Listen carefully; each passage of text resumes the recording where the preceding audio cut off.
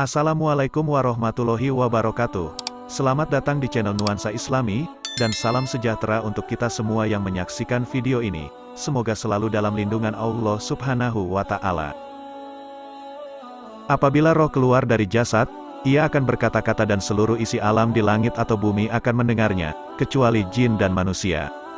Apabila mayat dimandikan, lalu roh berkata, "Wahai orang yang memandikan, aku minta kepadamu karena Allah untuk melepaskan pakaianku dengan perlahan-lahan, sebab pada saat ini aku beristirahat daripada seretan malaikat maut." Setelah itu, mayat bersuara lagi sambil merayu, "Wahai orang yang memandikan, janganlah engkau menuangkan airmu dalam keadaan panas, begitu juga jangan menuangnya dengan air yang dingin, karena tubuhku terbakar apabila terlepasnya roh dari tubuh." Apabila dimandikan, roh sekali lagi merayu, "Demi Allah, wahai orang yang memandikan, jangan engkau menggosok aku dengan kuat, sebab tubuhku luka-luka dengan keluarnya roh."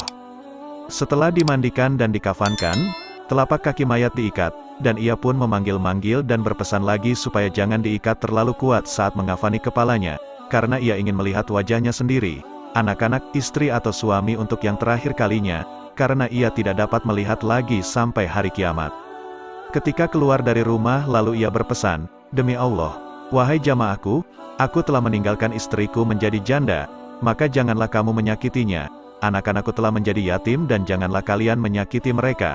Sesungguhnya pada hari itu aku telah keluar dari rumahku dan aku tidak akan dapat kembali kepada mereka buat selama-lamanya." Setelah dibawa dan melangkah dari rumah, roh pula berpesan, "Wahai kekasihku, wahai saudaraku dan wahai anak-anakku, jangan kamu diperdaya dunia sebagaimana ia memperdayakan aku, dan janganlah kamu lalai sebagaimana ia melalaikan aku.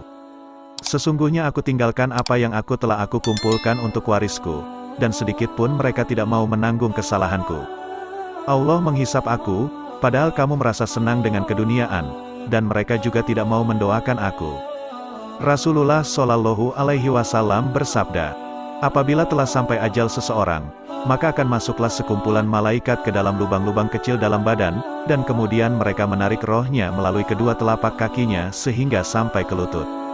Setelah itu datang pula sekumpulan malaikat yang lain masuk untuk menarik roh dari lutut hingga ke perut, dan kemudian mereka keluar.